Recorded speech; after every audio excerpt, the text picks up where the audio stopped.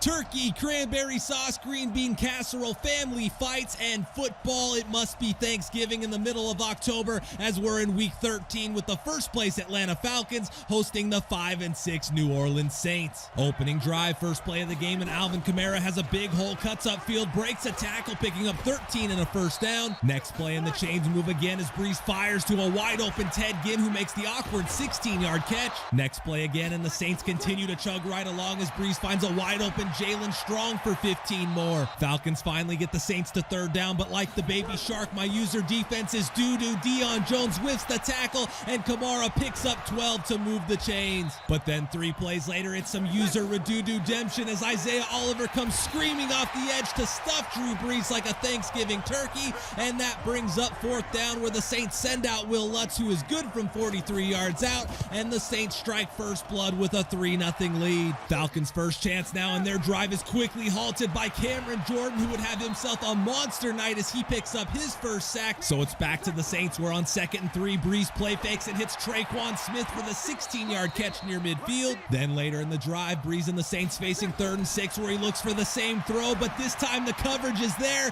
Keanu Neal picks him off, and possession goes right back to Atlanta. 2 plays later, 2nd and 2, where Matt Ryan play fakes and throws a turducken over the middle to Julio Jones for 19 yards across midfield. Then facing 3rd and 4, Ryan fires quick to Austin Hooper, who turns upfield, picking up 11 more to keep the drive alive. Then on the first play of the second quarter, it's 3rd and inches, where Devontae Freeman gets just enough to move the chains. And 2 plays later, Ryan throwing, and he's got Austin Hooper wide open near the goal line, but he comes up just shy of the score. But that would lead to Devontae Freeman on the next play, untouched off the left side and into the end zone to give the Falcons a 7-3 lead. Saints offense comes firing right back as on their first play, Brees with good protection, and Isaiah Oliver, you got mossed.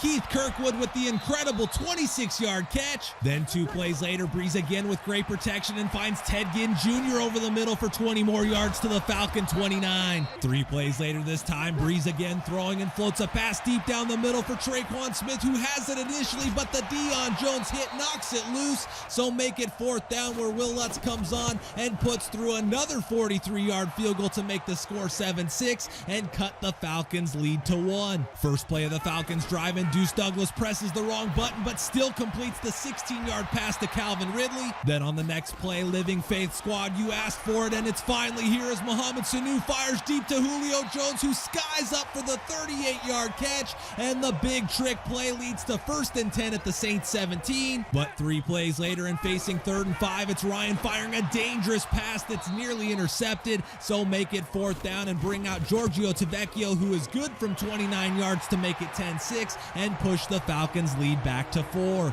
5 plays into the Saints drive, and on 2nd and 9, Alvin Kamara takes the give, jiggles like canned cranberry sauce, picking up 10 to move the chains. 3 plays later, 3rd and 11, Brees with good protection and hits Alvin Kamara, who has the first down, breaking a tackle before being mashed potatoed out of bounds after a 22-yard gain. And on the following play, the give goes to Latavius Murray, who has a huge hole up the middle. Deuce Douglas whiffs the hit stick, giving Murray a red carpet to the end zone, and the 31-yard score puts the Saints back out in front with a 13-10 lead. Falcons looking to respond before half, and on 2nd and 13, it's Ryan to Sanu, who makes the tough catch through contact for the first down. Falcons get a play off just before the 2-minute warning, and it's 13 more yards and a first down on the Devontae Freeman carry. 2 plays later, and the Falcons cross midfield with another Freeman carry as he takes this one up the middle for 15 more. But then on the following play, Ryan looking to throw with great protection but can't pull the trigger, and eventually Marcus Davenport drops him for the sack. So make it 2nd and 17, where Ryan does pull the trigger, this time finding Calvin Ridley for 14 yards and a timeout to stop the clock. Then out of the timeout, 3rd and 4 for the Falcons, where Ryan just gets his pass away, and Austin Hooper hangs onto the catch for 22 yards to the Saints 13. And on the next play, Ryan fires over the middle, his pass is deflected and ends up right in the hands of Demario Davis for the interception.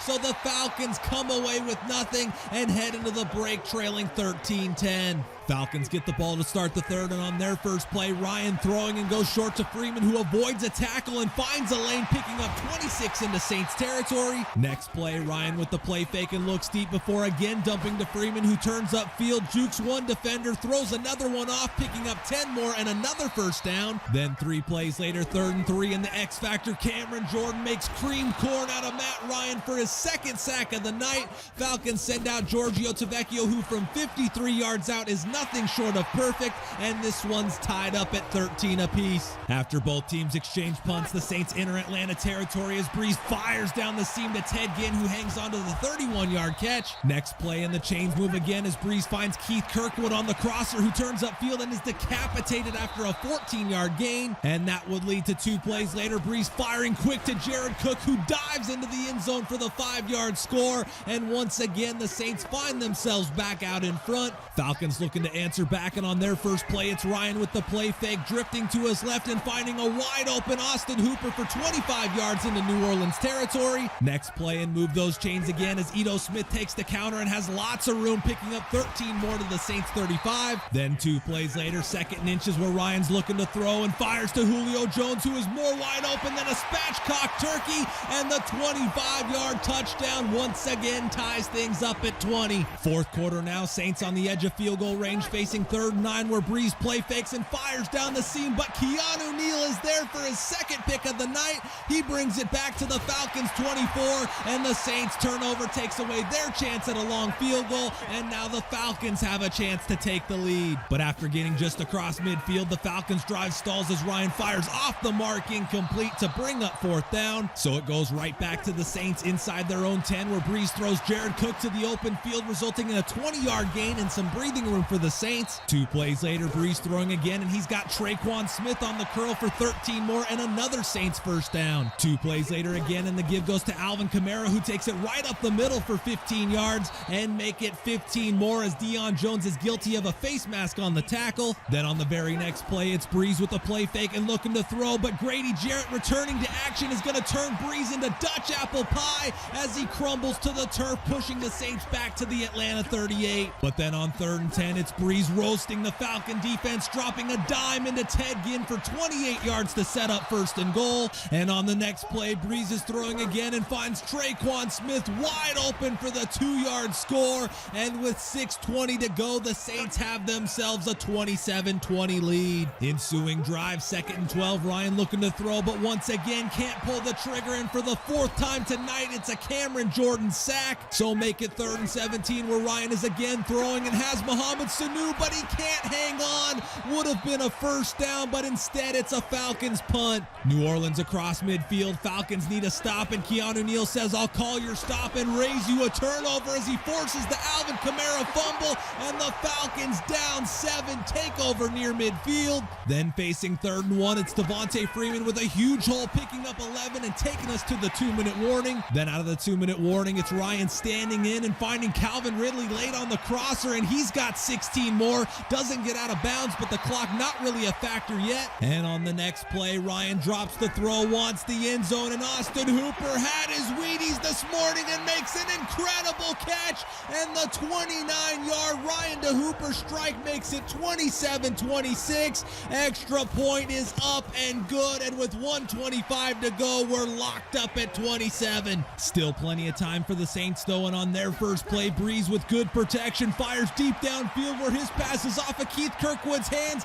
then Desmond Trufant's leg, and intercepted by Keanu Neal. He brings it back to midfield, and what a turn of events as the Falcons take right back over with a chance to win the game. 3 plays later, 3rd and 2, and Ryan fires quick to Calvin Ridley for the 1st down. Then facing 3rd and 3, the give goes to Devontae Freeman, who somehow makes his way past the marker.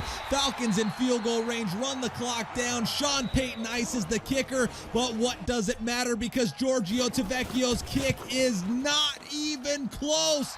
And after all the jokes about kicking being too easy, a missed kick sends us to overtime, where the Saints win the toss and will get the ball first. And they sense blood in the water, as on their first play, it's Brees with the play fake and finding a wide open Jared Cook for 22 yards to start the drive. Next play, and the Saints are in Falcons territory following an Alvin Kamara 13-yard run to move the sticks. Then from Falcons territory to field goal ranges, Brees stands behind great protection, throws late to Alvin Kamara. Devondre Campbell doesn't do anything, and Kamara is up the sideline for 21 more. Falcons get the Saints to 3rd down, where Brees is throwing, stands in and wants Jared Cook, but Ricardo Allen says no soup for you, and the incomplete pass brings up 4th down. Will Lutz connects on the 40-yard field goal to make it 30-27, and with 6:41 to go, it's do or die for the Falcons. 2 plays into their drive, Ryan with the fake and throwing, gets a clip by Freeman and rolls to his right where he fires on the run to Mohamed Sanu for an 18-yard strike near midfield. Then facing 3rd and 2, it's Ryan throwing again, and he goes right back to Sanu, who hangs onto the catch, picking up 4 on the 1st down. And on the following play, Deuce Douglas all sorts of confused pump fakes before being buried by Cameron Jordan for his 5th sack of the night. So 2nd and 16, where the Falcons elect to run and catch New Orleans off guard, picking up 10 to bring up a much more manageable 3rd and 7, where Ryan looks to throw, and despite all the sacks, stands in and delivers a strike to who else but Mohamed Sanu for 16 yards to the Saints 20. Only 2 minutes to go, time becoming a factor and a tie a real possibility, but Ito Smith says there will be no ties as he spins out of the crowd,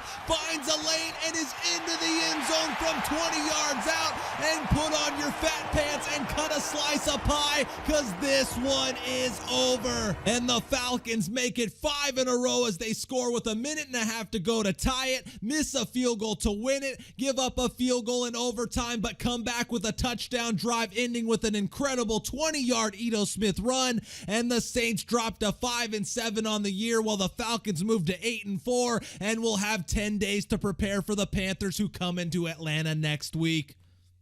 All right, guys, so wow, that was probably one of the most fun games of Madden that I've played in a long time, and by far my favorite game of Madden 20. Got a little karma for all of the crap that I've talked about kicking and how easy that is, but how about that catch by Hooper to tie things up, and then the run at the end there to win it? Just an incredibly good time, and really had a lot of fun with that one. But as we get into the second half of the video, we start with scouting, where we had a couple of defensive linemen added to the draft board in Lorenzo McManus, a left end out of Clemson, and then Keelan, I don't know if we draft him, he's legally changing his name, so something Mays out of Notre Dame. Both guys are second round projections, but first round true talents. Next up are this week's negotiations, where we only had one player to deal with in fullback Ricky Ortiz, and negotiations were withdrawn with him. I don't really use a fullback that much, and I feel like I could also probably find a better one in the draft or free agency, so he's going to be let go. On to player upgrades, and this week there was 5 players to upgrade, starting with Mohamed Sanu, who reaches an 83 overall with 1 point increases to his awareness and release and 2 point increases to his catching and medium route running. Next up is rookie right guard Chris Lindstrom, who goes up to a 74 overall with +3 to his awareness, +2 to his run block finesse, and then +1 to both run block and speed. Following him is wide receiver Devin Gray, who I don't think has been on the field one time this year, but he goes up to a 65 overall with +2 to his deep route running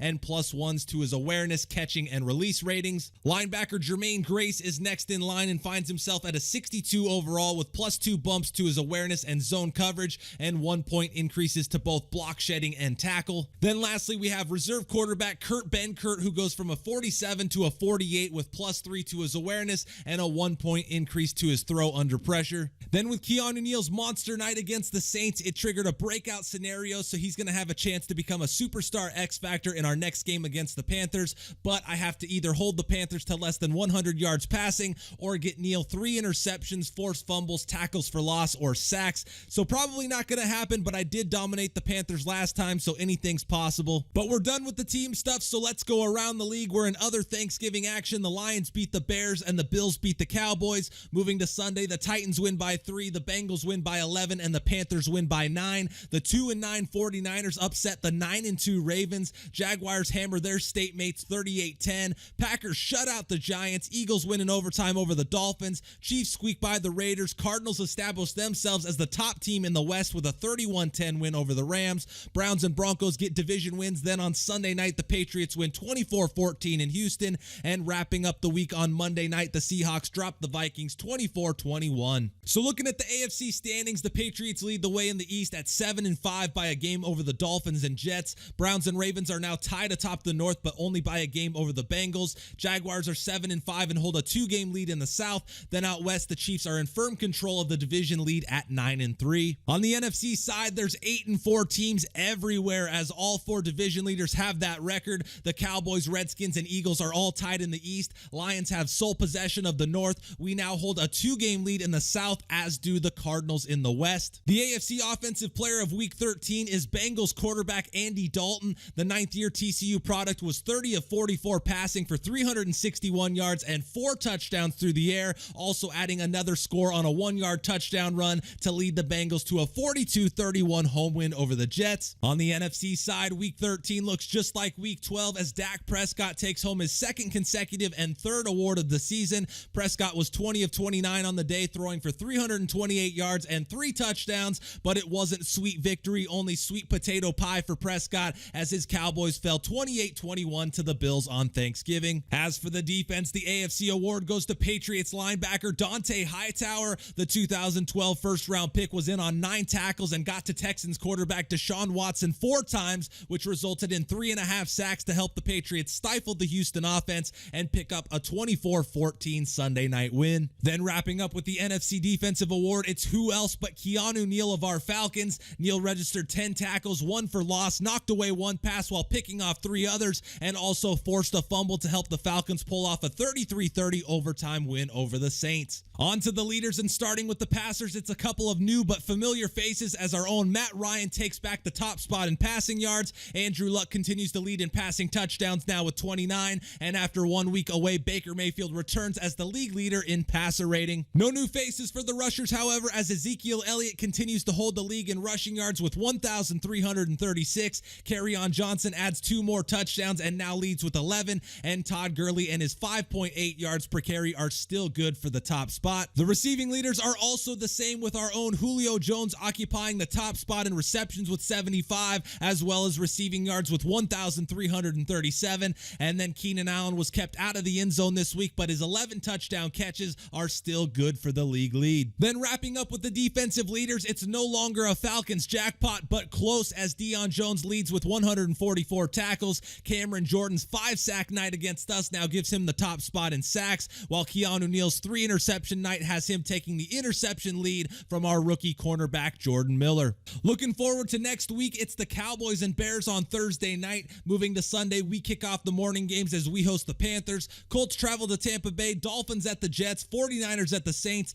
Lions head to Minnesota, Denver at Houston, Baltimore at Buffalo, and a big AFC North game as the Browns host the Bengals. Packers host the Redskins, Jaguars host the Chargers, and the Steelers head to the Phoenix Toaster. Titans at Raiders in the dud of the week, and the Chiefs head to New England to face the 7-5 Patriots. Then in prime time, it's a couple of division battles with the Seahawks Rams on Sunday night and the Giants Eagles on Monday night. But that's going to do it for Week 13, as we find ourselves in a pretty good spot for the playoffs with a 2-game lead on the division and the wild card with 4 to go. We move to 4-0 versus the division, and we'll look to make it 5-0 next week as we take on the Panthers, who we beat 23-3 just a few weeks ago. But hope you guys enjoyed the highlights, commentary, and around the league news and graphics. Stay tuned for more Falcons franchise action, and until then, thanks for watching, and I'm just going to keep on talking until that damn bird interrupts.